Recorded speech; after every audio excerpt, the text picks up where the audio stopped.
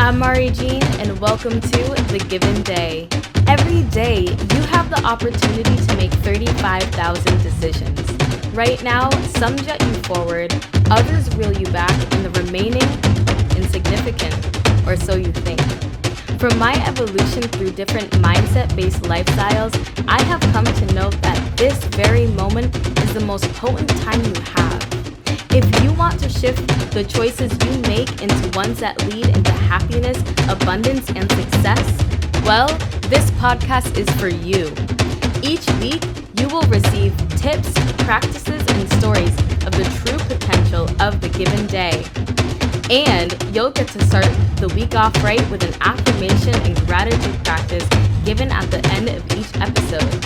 Thanks for tuning in and enjoy the given day. We have Danny and Deanna with us, and we're gonna talk about self-love. So I'm finding with COVID, with being home so much, it leaves so much room and necessity for self-love. And I am wondering, what ways have you guys been able to implement self-love, or have you found more room for it in this time of being at home? COVID has actually been a time for self-reflection for me, I would say, because of realizing that maybe I'm not giving enough self-love, and then taking time to be like, okay, I'm actually just sitting and doing stuff that isn't fulfilling, like watching TV and watching TV shows that don't bring any kind of growth in my mind. So being able to sit at night and write down ways that I can change and to help myself move forward. So writing goals, what is something that didn't work last week that wasn't fulfilling for me that I can try to do next week. And I've actually been doing that with my husband. So that's really nice too, because then we both get that support of each other, and we can make goals that are for not only ourselves and individual goals, but also for each other. For sure. And in turn, when you're working on yourself, you're feeling love for yourself too, because then you're proud of the places that you're going. Yeah. So that's something that I've noticed during this time. Yeah. That's so amazing. I love the idea of looking at, say, what things worked last week and what things don't. I think that leaves a lot of space for accountability too, to recognize, it wasn't a perfect week, Yeah. I could have done a little bit better. Yeah, definitely. Yeah. How about for you? Lately, just forgiving myself, because I'm really hard on myself, and that act of forgiving myself helps me to just take space from negative thought patterns, just pause, because the negative thought patterns in my brain and just through stress or through isolation, they're very powerful at times. It's a strong energy. But Yeah. if I do perceive the world as energy, so I can alchemize in the way of saying, okay, it's still energy. It's negative, but it's still energy. It's still powerful. Mm-hmm. And so, but being able to take space, forgiveness helps me take space from that powerful negative energy, but then maybe also gives the opportunity for that energy to transform into wait a minute, I love myself. What am I talking about? Yeah. Yeah. But it's really the key word, forgiveness. I don't know. There's something very mysteriously powerful about that. And I find that it's very interesting that you say how negative energy has so much power. Absolutely. But that power can actually be transformed, because something that I think about is my negative habits or things that I'm not proud of can actually fuel me in a way to make changes. There's a point where you're okay, I've had enough. I need to go forward and do something positive. Sure. That's like I said before, fulfilling.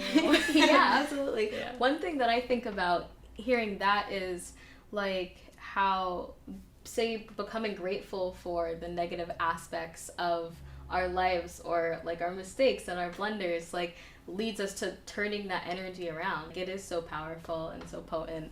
and even just shifting our thoughts and saying, wow, actually I don't see that as a bad thing, because it just is. It's just something that happened and it took a turn, maybe little steps back, but it's new and it leaves room for growth. Yeah, and I feel that something like one of the key components into being able to like take a step and really see myself and see my inner world is the support I have around me. Oh, absolutely. Like, my friends, my family, going to therapy, like I don't know if I'd be able to really have the energy and the inspiration to overcome some of these obstacles if I didn't have loving people around me. Sure. Yeah. Having a network of support systems is like so important. Yeah.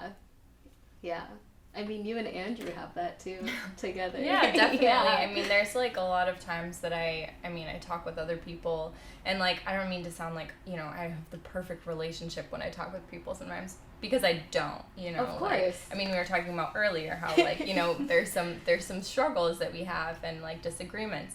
Of course. But I find that something that's important about our relationship is like when we met, we were both in places we weren't so proud of. So then like once we started being together, like pretty much all of our relationship has been trying to grow from that place we were before and trying to be better. So like, you know, when he's down, like I feel that energy, but I'm trying to like lift him up, you know, and he does the same thing for me. So like that's what makes us like, you know, a really healthy relationship. It's not perfect, but like, you know, there's a lot of really like beautiful aspects of it. Absolutely. Like progressive. Yeah, definitely. Yeah, that's so beautiful. Yeah. What about you?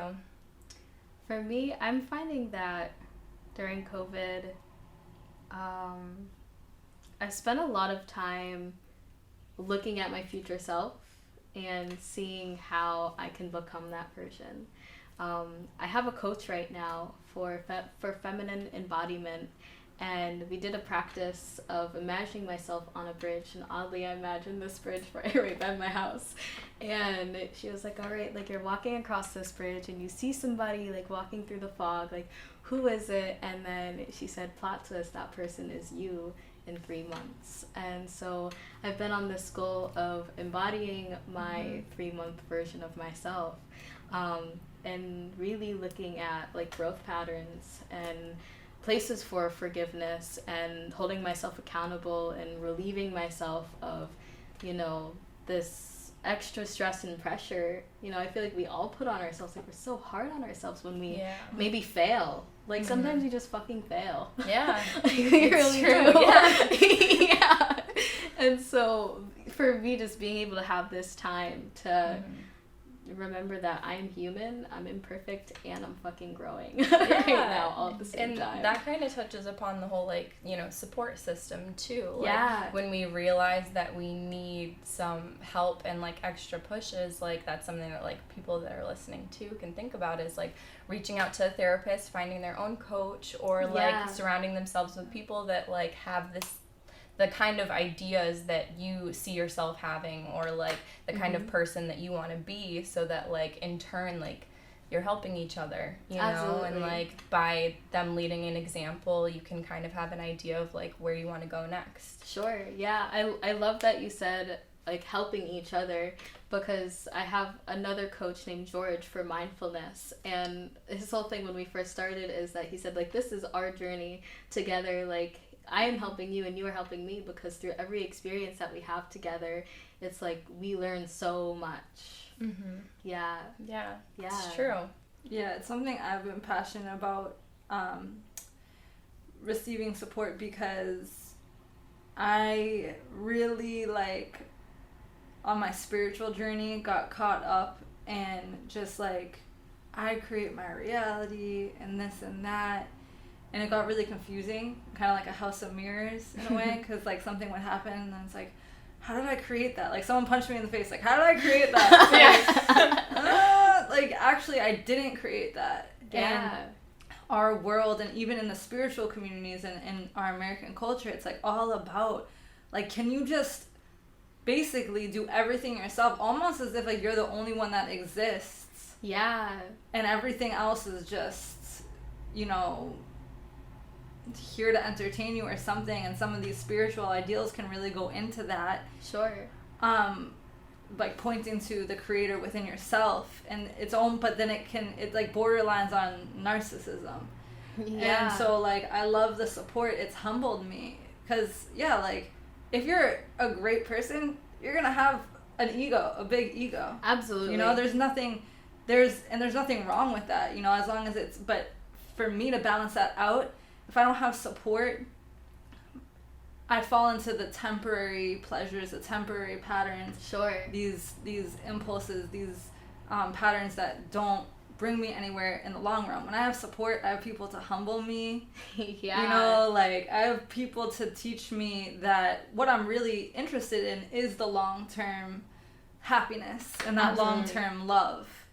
Yeah. So like it's something I care about because of how much pressure that even in these spiritual communities is being put on us to. It's all just, you know, just love yourself. Just love yourself. Yeah. You know, and I can't learn to love myself if I don't have other people like you or beautiful women like you to be around and teach me again. Because maybe I've known at some point, maybe I forgot, you know, or maybe I never knew. Sure.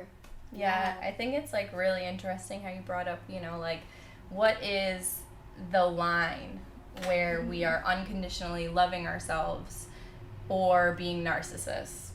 Yeah. In a sense, you know, where you're so into yourself, you know, you're feeling yourself so much and you're like, yeah, I'm this awesome person, I'm doing so good. And like some of that is, yes, having support, having people that like keep you in check, like, hey, chill out. You know, like, you gotta focus on other people too. Like, it's not just about, like, you know? That's not the only thing, you know?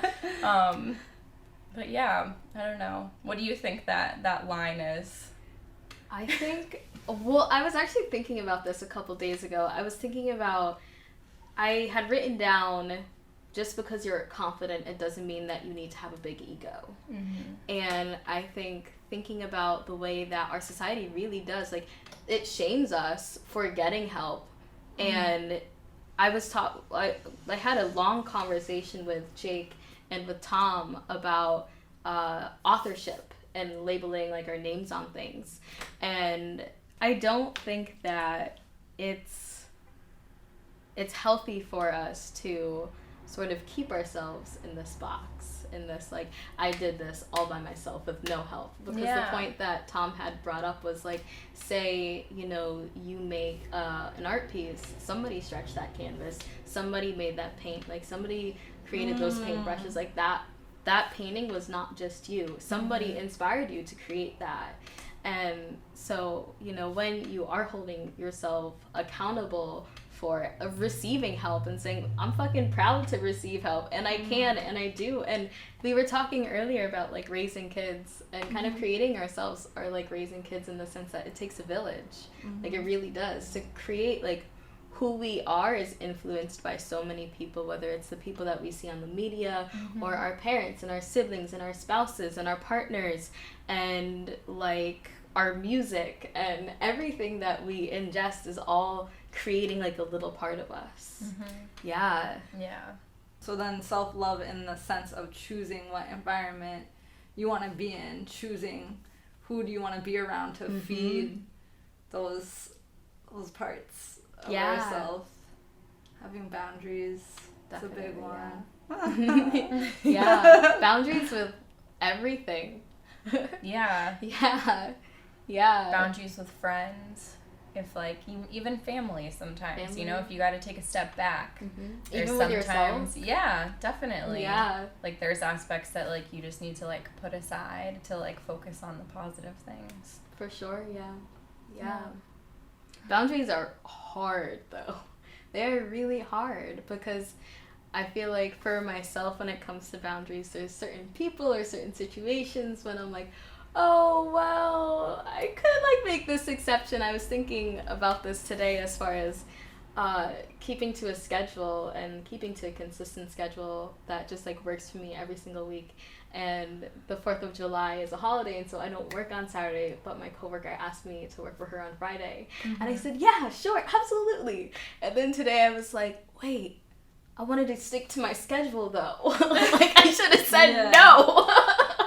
Yeah, Yeah, that's but- awesome that you stick to a schedule, because I'm working on find it. that, like, I often write things out, like, you know, I'll write my goals, but then other times, like, I'm like, I want to have a strict schedule. I want to wake up early. I want to go for a run. So, like, I'm doing my body some favors. You know, I'm going to eat really good in the morning. Like, I have it all planned out, like, times that I'm going to do things. And then the next day comes and I'm, like, waking up at 10 o'clock. And I'm like, this was not when I wanted to start the day. And then everything's thrown off, you know. Yeah. It's so hard to get into, like, a schedule and a routine. I also think though, thinking about that with like routines, I think about how people say make New Year's resolutions, and a lot of people fail at them because they're like, I'm gonna do this every single day for the rest of my life, and I'm not gonna miss a day, and then they miss a day, like maybe like in 2 or 3 weeks, and they are done with it forever. Waking up at 5 a.m. never sees the light of day again. Yeah. Like, we're done with it, but that's because they're not focusing on, oh, okay, like, end goal of I want to create more time in my day, or, oh, I want to create more space for myself. And say they do fail, they don't give themselves the recognition, say that, oh my god, I did this for 3 weeks, and I stayed out late last night and had a bomb-ass time, which is why I woke up late. Yeah, that's like what Danny was saying about, like, forgiving yourself. Absolutely. Yeah. You know, like, you gotta forgive yourself. A lot of times you're like, I was supposed to do this, like, every single day, and I didn't. Like, and so now I'm just done then. Yeah. You know, and, like, a lot of people do that with, like, sobriety, unfortunately. Oh my god. You that's know, so true. like, when they, you know, relapse, and then they're like, okay, well, that was it, you know? Like, you need to forgive yourself and be like, yeah, but, like, what about all the time I was sober before? Like, one time is Absolutely. okay, you know? Yeah. Like, I made a mistake, I'll move forward. You Yeah. know? Like, you work Yeah. through that. And that happens with not only, like, drugs, but, like, any kind of, like, habit. So do you find that the way that you love yourselves is the way that you love the people in your life? I feel that I love other people really hard and maybe not as much as myself. Wow. Or that I go through, like, waves, you know, where I'm, like, feeling really, like, happy and proud of myself, and then I forget to, like, pay attention to those around me and, like, do things for others. Sure. Could I ask why?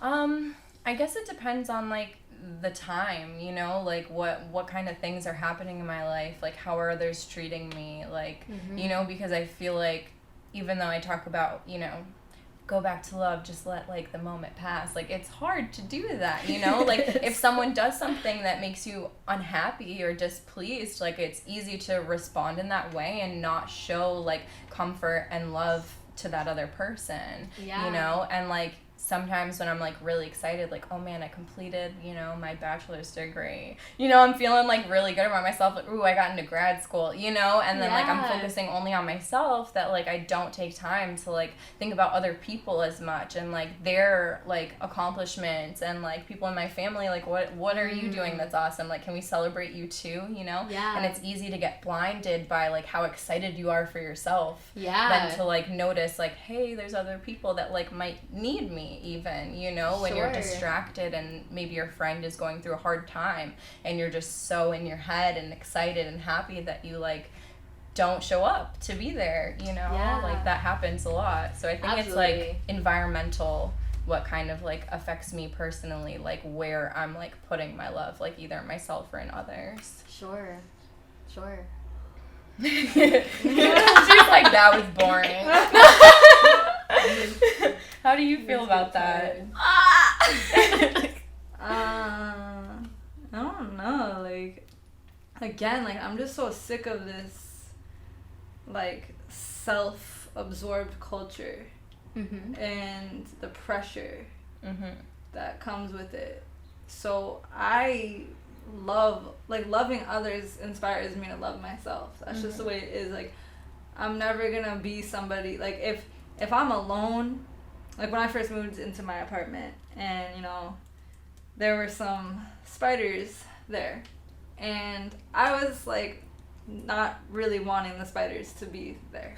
I was kind of a little bothered, and I was like, oh, like, spiders, stressed out. And then it got to the point, like, and this is just, I think, a testament to what it means to be human. Like, naturally from my loneliness, those spiders ended up providing company for me. Yeah. Like, they became my companions, and it wasn't because I wanted them to.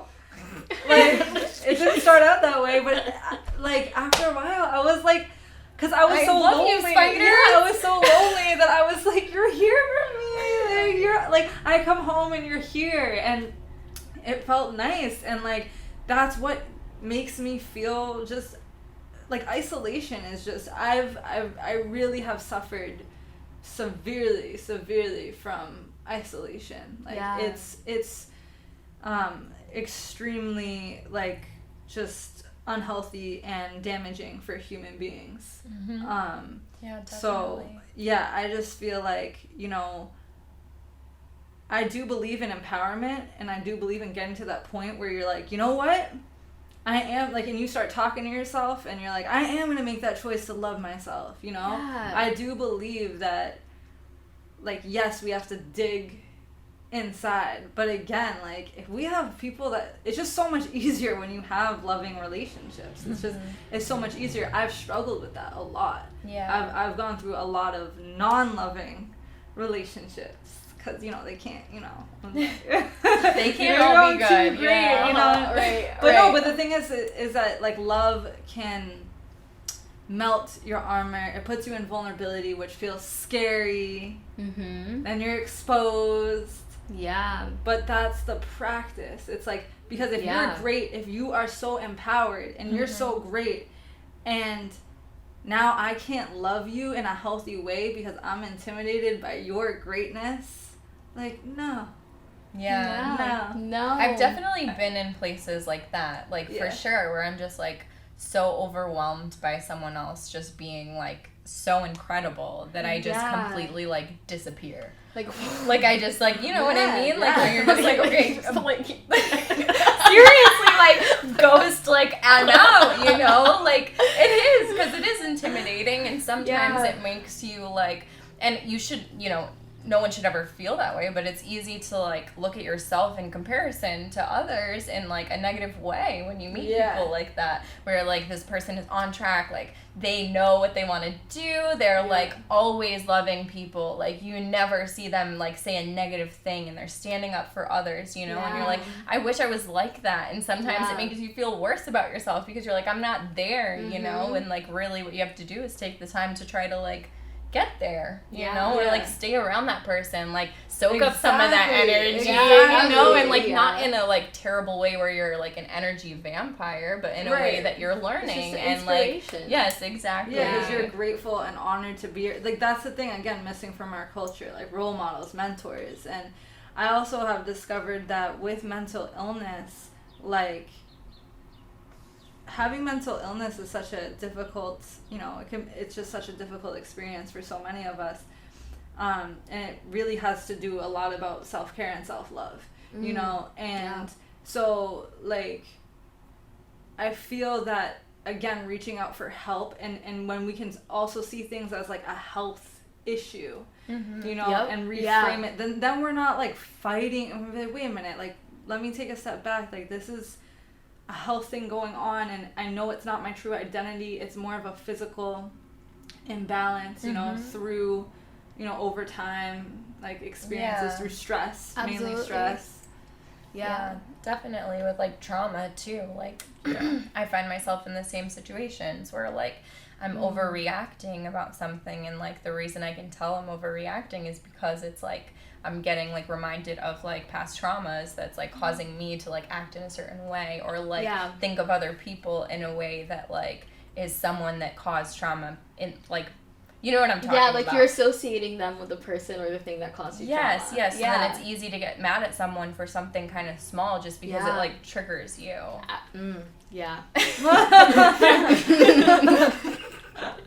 I come into this with Jake so often because, I feel like everybody, I can't name or think of one person that hasn't experienced trauma. And, so often for myself, I have, like, certain things that are so deep for me that I'm just so reactive and so, like, over the top, and I'm like, like even like 3 minutes after I explode, I'm like, bro, I'm sorry. Like, it's like, you know, as you're freaking out too. You're like, I know I need to stop, but I keep saying things like, why can't I just stop? Yeah. And like already sorry. Yeah, right. Like, I'm still talking though. I'm just gonna get this out. Yeah. One thing that I also had thought about, you know, being around people that are like, you know, overwhelmingly inspirational is also recognizing that they are not that way all the time. Mm-hmm. They are fucking human, like, you know, and I think that perception of like, oh, this person is this way every time I see them in this context, and so they must be like that all the time, is like when we see like superstars and movie models and things like that, and we are given like a projected image of them that is consistent, so we're like, oh, they must be like this all the time, and that is so not true. Yeah, and that's kind of like what you were saying too about like, you know, things in media are like kind of how the world just wants you to like be in this like false ideal of like, you know, unconditional love that ends up being narcissism, you know. What do you guys define love as? I think that's like narcissism. Love, like how do you define love for yourselves? I feel like there's like a lot of definitions, which is like what makes it interesting. I mean, like you can say the most basic thing, like caring for others, you know, like caring for yourself. But I feel like what does that care look like though? Doing things that are positive for you physically, mentally, and that provides positive energy around you that others can feel too. Like I feel like that's a kind of love for yourself that like others will be able to like feel and see, you know. And like being able to give others love is like the same thing, but like it depends on how each individual wants to receive love. You know, I feel like that's a big part of it too. Like if you want to show someone that you love them, your ideas of what showing love is going to be completely different from what they want to receive. So like being understanding of like all of our differences and like talking with someone and asking them like, what do you not expect from me, but what would you like to see you so that I can prove to you that I care about you, you know? Yeah, that's an amazing thing to think about, because everybody's love language is so different. Like that is so true, and I never actually thought about that before. That I always like, you know, everybody has different ideas about everything, but everybody's love language is different. It could be like, you know, some people know somebody loves them when they say like make them something from like hand or something like that. That maybe that's and someone could be like, this is trash, right? That's garbage. That's why. Really, what is this, a pipe cleaner? What the fuck is this? Really? Yeah. Others want to be like touched, or you know what I mean, like want that like cuddle affection. Other people are like, please get away from me. Like, you know, it's like very small things, like a cup of coffee in the morning. Like, oh, I made you coffee this morning. Oh my god. I think as an adult, if I could have learned that earlier, like being able to communicate about what is your love language, what is the other person's love language, because then you're not gonna get as, there's just gonna be more understanding and clarity. My definition of love is like trust, respect, loyalty, protection. It's just like the way that I would care. Like I think of dogs a lot, and if we could just, we're so much like dogs. Like we really are. We're so much like a lot of other animals, but like dogs are like us. We're like dogs. And how so? Like I think we're very connective, we're very social, we're very physical, and like they have this pack mentality. Oh, like unconditional love. Yeah, like dogs teach me so much about love, because I feel like they get, like, love is a vibration, love is an energy, you know what I mean? If I'm standing a certain way, if I'm, you know, people can feel, when you smile, that's love. Like, you're literally beaming love out of your face. Like, that's just, you know, like... and the words that you say, you know, like, literally causing vibrations, like, in the air. Like, you know, like, what is that positive, you know? What are you gonna, like, speak out of your mouth to, and like, the way you say it. Yeah, definitely. Like, yeah, you're Thank you so much for joining us in this week's episode. I hope you got a lot of insight away from self-love and what that can look like for you, and how, say, our whole culture shapes the way that we view and love ourselves.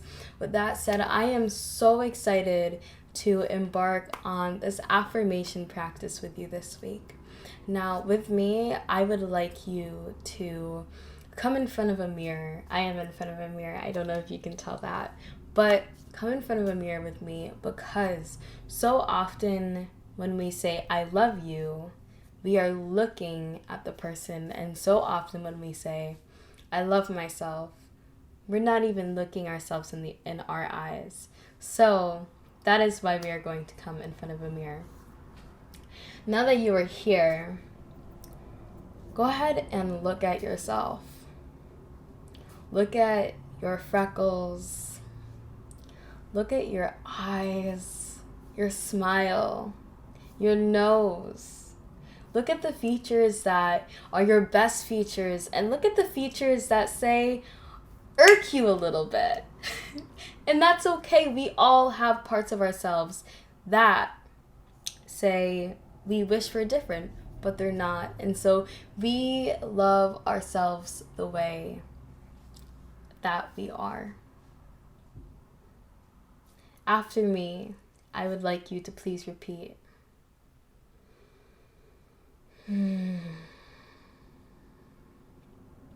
I am deserving of love. I love myself. Repeat after me again. I am deserving of love. I love myself. One more time. I am so deserving of love, and I love myself. Yes. Oh, yes, yes, yes. And this affirmation is something that you can write and leave on your mirror if you would like to. You can write it in lipstick. You can write it in marker if you want it to be there forever. You can write it on a piece of paper or a sticky note and stick it onto your mirror. Now, I hope this affirmation practice really starts the week off right with some love for yourself. You guys are incredible for so many reasons. You are so amazing, and you are deserving of love, and you love yourself as you are, because you are incredible. You are magical. Have an amazing week, you guys. Thank you so much. Peace.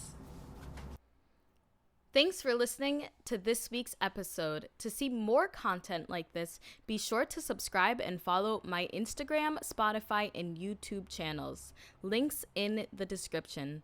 Don't forget to tag me on Instagram with your hashtag #TheGivenDay affirmations and gratitude practices. And most importantly, enjoy your given day.